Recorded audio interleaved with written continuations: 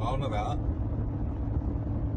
ఏదో నాకు అహంకారం అని మీ తమ్ముడు ఏదో ప్యాంప్లెట్లు వంచి చేపించి ఏదో వంచిపించిండట. మళ్ళా మొన్న ఇట్లనే బీజేపీలో సస్పెండ్ అయిన వాళ్ళని పట్టుకుని నా దిష్టి బొమ్మ తలగబెట్టించిన వాళ్ళకి పోలీస్ కేసులు కాకుండా చూస్తా అని చెప్పిండట.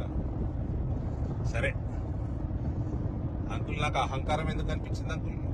మీరు ఎక్కడ కనబడ్డా నాకు జగిత్యాలు వచ్చినప్పుడు కానీ ఏడ కనబడ్డా అందరి ముందర మీకు పొంగి ఆశీర్వాదం తీసుకుంటా మీ దగ్గర. అందుకని అహంకారం అనిపించింది.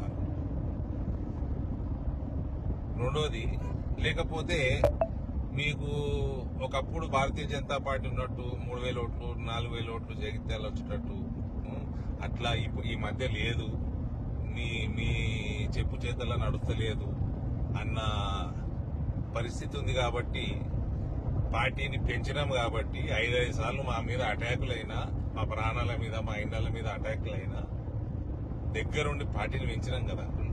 అందుకనే అహంకారం అనిపిస్తుందా మీకు? ఎందుకు అనిపిస్తుంది అంకుల్ అహంకారం?